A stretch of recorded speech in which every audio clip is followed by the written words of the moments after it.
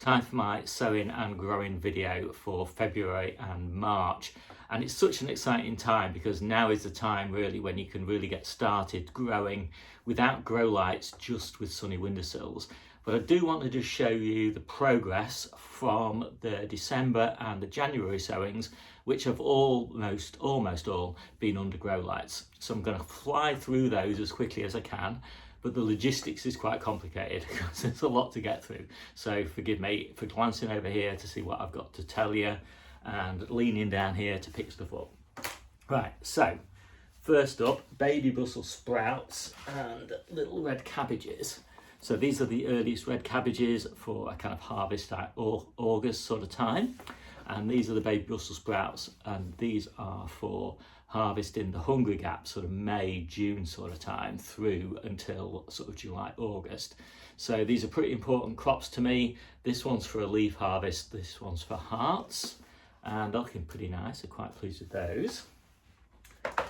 So then we've got the curly kales, and then we've got the green curly kales, and here we've got the sort of red curly kales. So these are scarlet and they're looking quite nice as well.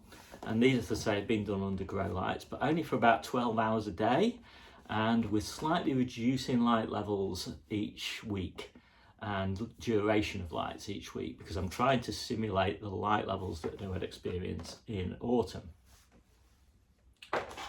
And then we've got the Tuscan Kales, and they're looking even better. And I'll soon be taking these out from under grow lights and just moving them to the polytunnel because I think they're quite happy.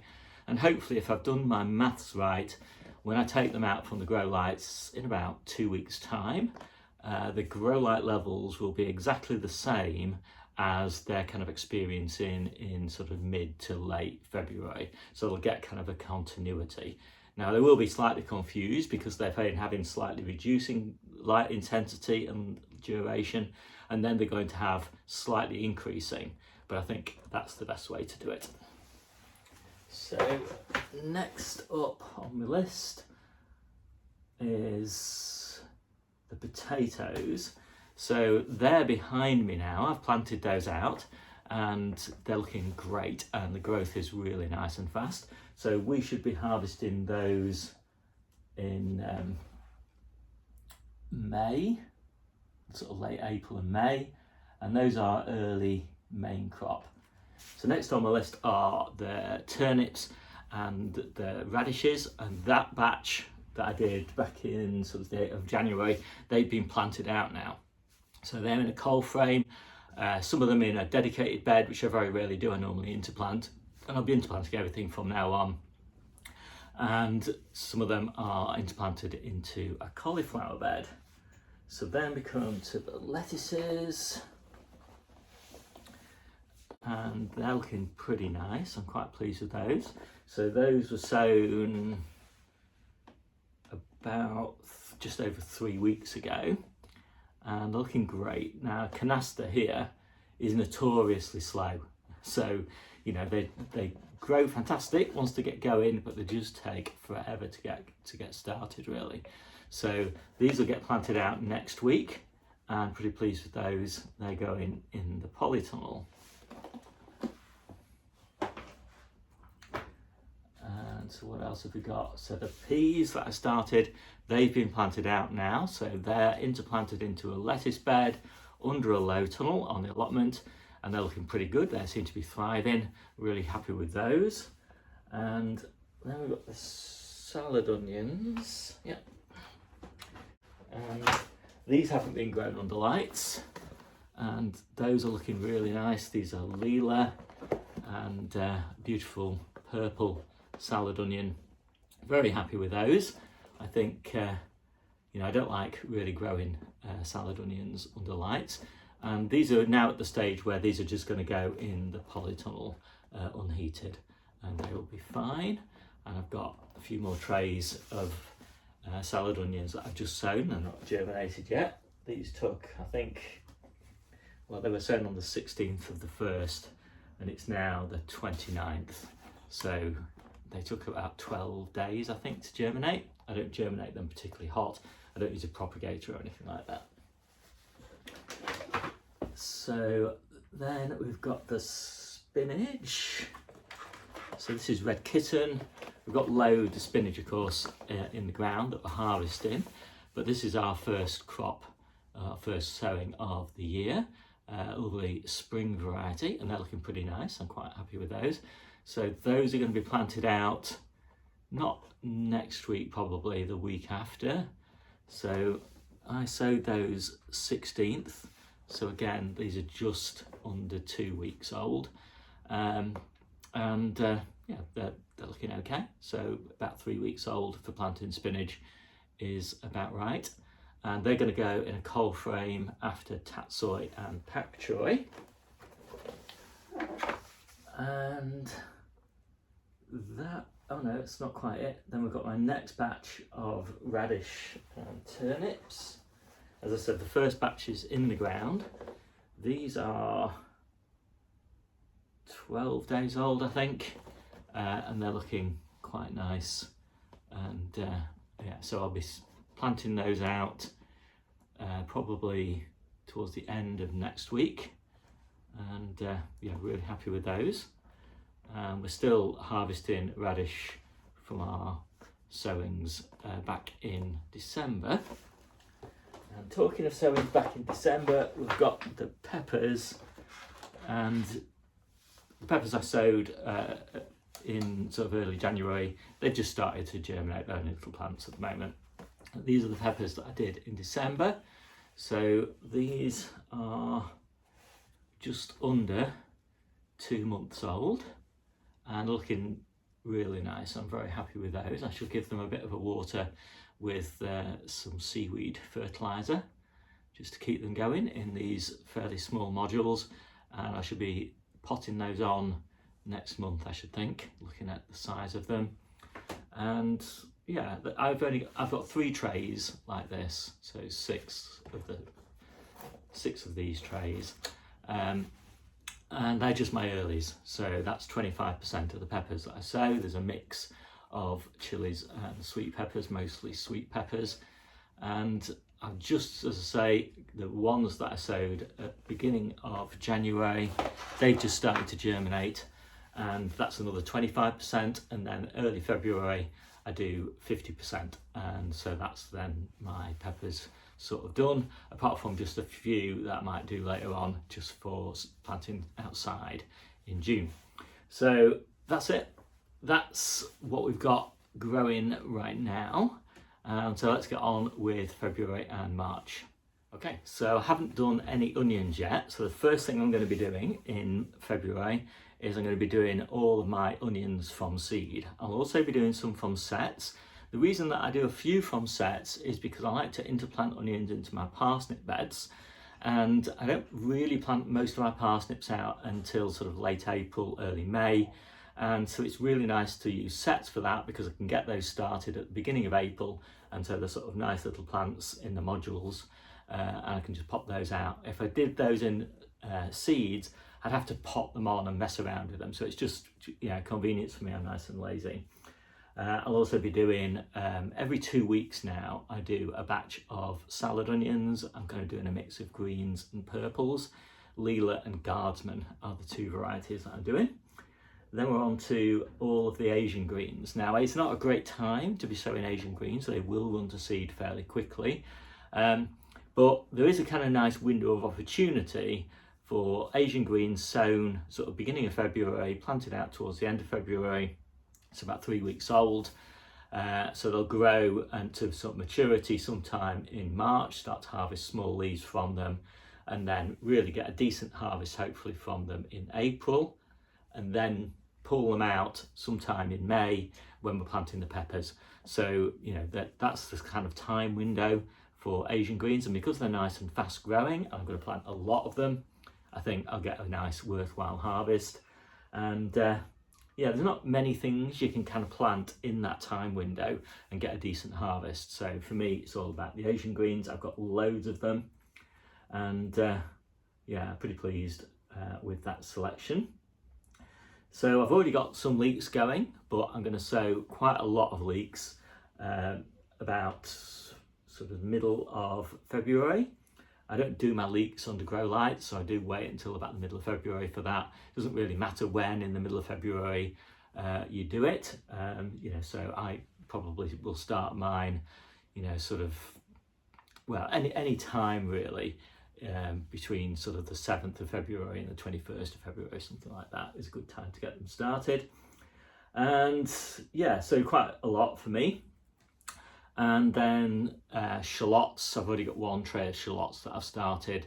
The reason I started those shallots a little bit earlier than my general recommendation is I want to interplant them, and so I want them to be fairly big plants a little bit earlier than I would have otherwise, because when you're interplanting you need to make sure that the plants are fairly well established and fairly big so that they don't get overpowered by the lettuce or whatever it is that you're interplanting them into.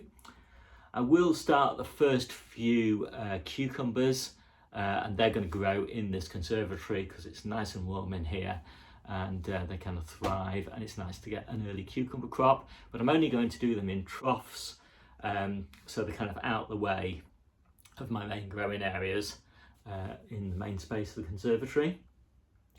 And the varieties I'm doing are La Diva and Party Time. So then I'm going to do my second batch of potatoes, first early potatoes. So I said I've done some main crop potatoes there behind me. They're going to grow big and tall and stay in the conservatory for the whole of the life. For the new potatoes, I just start them in these 2-litre containers. I like them in a big container because it means I can keep them in these for quite a long time, but they take up a kind of quarter of the space of their eventual sort of 30-35 litre container. And I have got some Swift here, that's Swift that we're going to grow, and you can see that there are chits forming on these, and these are ready now, so you don't need to wait for the chits to develop any more than that. They're ready for planting out. And yeah, I mean, to be honest, you can plant these out without chits inside, doesn't really matter, they'll just germinate really quickly. So those that I've got down there, which I sowed I think yesterday, they'll be up in about 7 days or something, because it's lovely and warm in here, and it's heat really that brings them on. So that's those. And then radish and turnips, I'm kind of doing those every 2 weeks as well. I'm still doing, early on in February, I'm still doing just the cherry bell type ones because they mature so much faster. Then towards the end of February, I switch and I start doing a mix of sort of cherry bell and French breakfast. And I like that because it gives me a bit of a successional harvest within a single sowing, in that the cherry bell come to maturity about a week earlier than the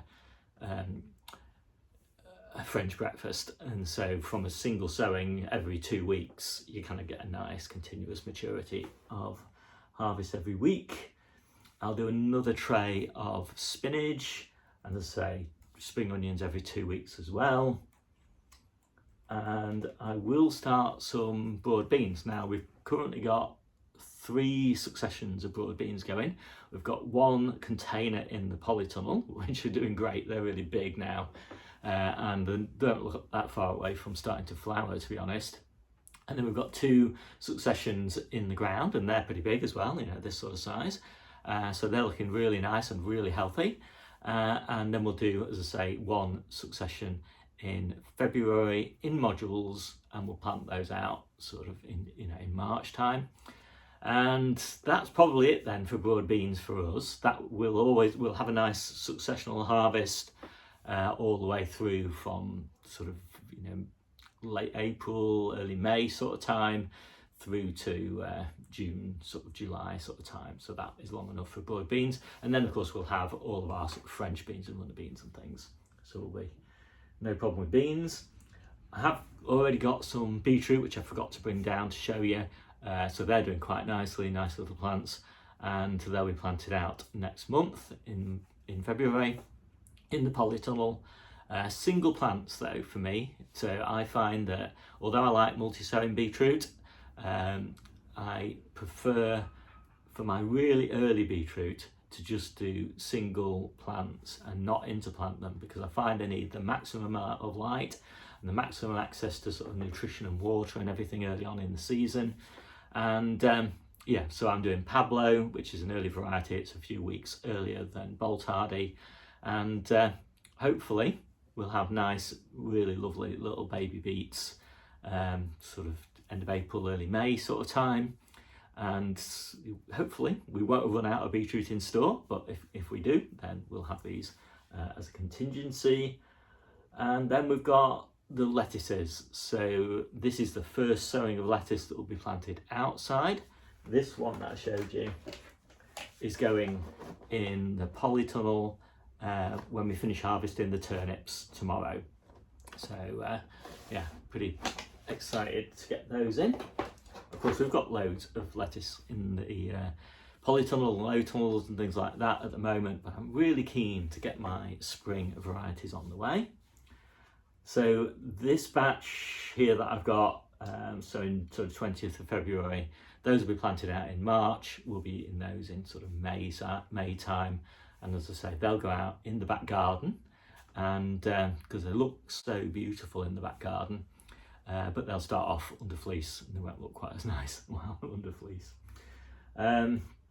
So quite a nice range here. All my favourites that you've heard me talk about loads of times: Canasta, Bijou, Riccia, whatever, however it's pronounced, Navara, Grenoble Red, and Flashy Butter Oak, which is actually a new one for me this year. I did try it over winter and I grew it under grow lights and it was lovely.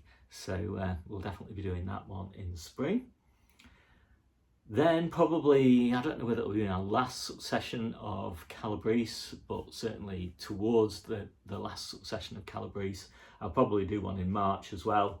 And not sure where that'll go. It's just kind of, I like to have spares of some of our favourite veggies. And then we'll do the sugar snap peas that we're going to grow outside in the back garden. And we've, as I say, we've already got lots of peas growing under low tunnels for an early crop. So they were done back in early January. So these will be done towards the end of February. Otherwise, they'll just all come together at the same time. And I'll do another batch of Swift. So I'm basically doing a batch of new potatoes every 2 weeks and a batch of main crop potatoes every 4 weeks at the moment. And that gives that's enough for a nice continuous supply. And that is it for February. So now I'll just switch over to March.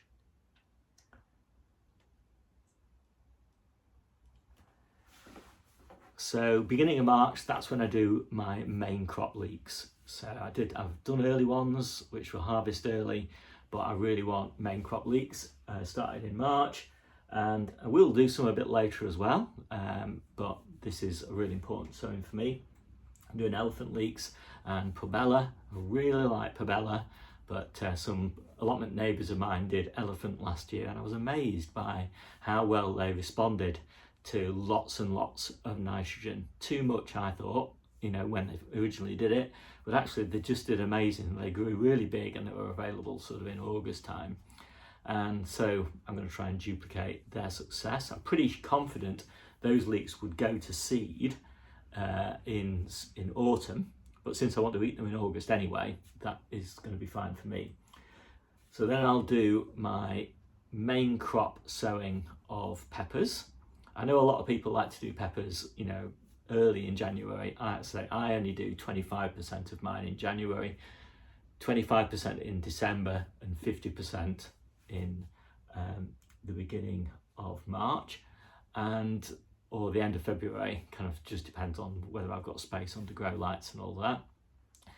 And the reason I do that is because they're going to be like this anyway, you know, so they're going to be maybe even a little bit bigger than this.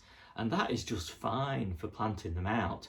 You know, they just go crazy after, you know, once they get into the sort of warm weather of June. And a plant that size is fine. And these are less than 2 months old. So even at the beginning of March, we're talking all of March, all of April, the beginning of May, and I'm not even going to be planting them out beginning of May. So they're going to be bigger than those plants that I just showed you even started in March. I'm going to do Lunchbox, Long Red Marconi, California Wonder, Long Yellow Ringo, and yeah, that's all the sweet peppers I'm doing. As I say, I've already done, and they're growing really nicely, all of my chili peppers. I'll do celeriac, and I'm still not doing tomatoes, but at the beginning of March I will sneak in just 2 containers in the conservatory of Shirley's Pixie, and we grew those in autumn last year, and we just finished eating them last week, I think, and they were beautiful, incredibly tasty. Debbie actually absolutely raved about them. So yeah, we thought we'd give them a try as an early one. They are one that's meant to respond well to low light levels. So anyway, we shall give those a go. And then we'll do our main crop tomatoes a bit later on in March. So we'll come to those in a minute. So most important crop really though that I'll be sowing in March are the Brussels sprouts and the Courgettes. So let's just concentrate on the Brussels sprouts. I'm doing Red Ball, and I'm doing 3 varieties of green Brussels sprouts. I'm doing Brilliant, Fill Basket and Breast, and just trying out different varieties at the moment. We don't have any problems with what's it called? Clubroot on my pot at the moment, and so we're not doing CRISPR, which you would probably do if you had a clubroot problem. Then we're doing 2 varieties of red cabbage. This is our main crop sowing of red cabbage, red drumhead and red fugo. And then marathon, oh yeah, so I'm doing 1 more sowing of Calabrese. After that, I don't really do it because I just don't have space. So I've got all my summer crops and all my kind of winter crops that I'm putting in summer. I just don't have space for them, but I have quite a lot of space in spring. So yeah, try and get those in. And then I'm putting in my main crop Courgettes, the ones that will be harvesting all the way through summer and into autumn. And I'll do a later sowing of kales for harvesting through winter and early spring. And I'm doing Black Magic, Pentland Brig, Dwarf Green, Reflex, Sympathetic, Scarlet, and then my Courgettes. So I do loads of Courgettes. I'm doing 24 Courgette plants, and in winter, you know, they're a hugely important part of our diet, and that's the actual flower sprouts off the stems of the plants, and all the way from sort of July, late July, all the way through until winter, we're eating the leaves. So and then we actually start eating the leaves again in spring. So yeah, great plant. And then a whole load of Collards, which I'm trying out at the moment, and you'll see the varieties up here. So you've seen my several successions of spinach.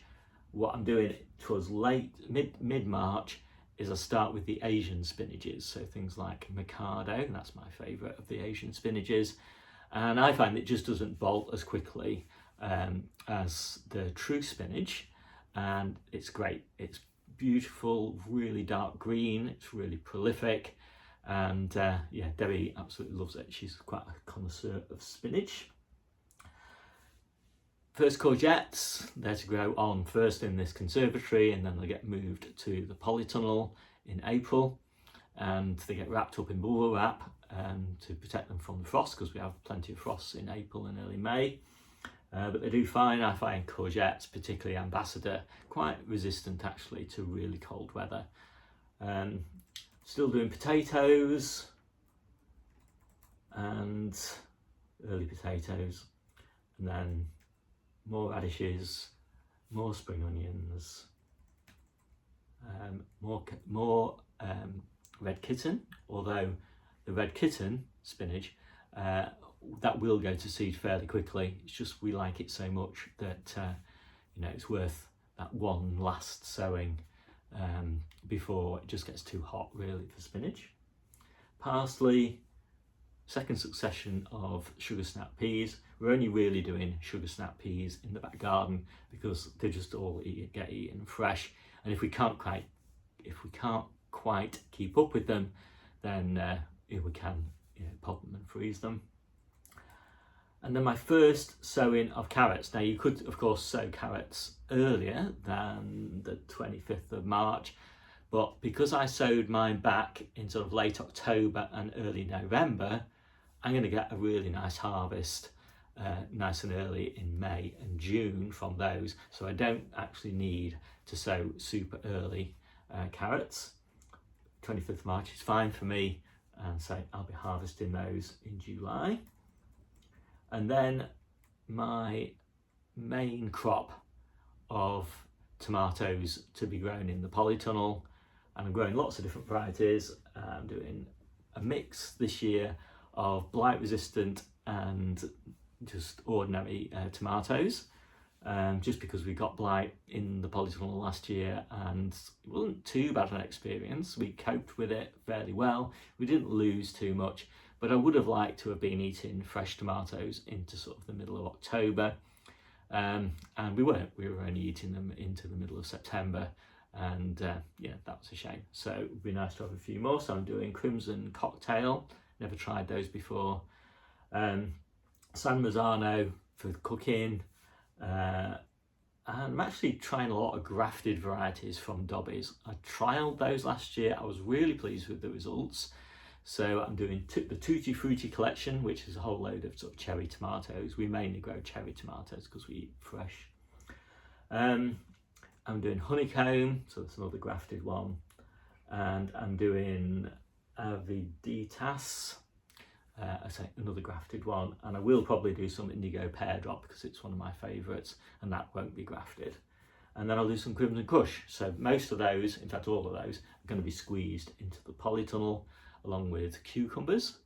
And one of the changes I'm making this year actually is I won't be doing anything, I don't think, in containers for harvest in sort of August time. I will do a few containers for harvest in early July, but then I'll get rid of those containers because I'm just reducing the amount of watering that I need to do on the allotment. It was too much last year. And then I'll do my first sowing of French beans. I'm just going to do Cobra, find they do really well for me in the polytunnel from an early sowing.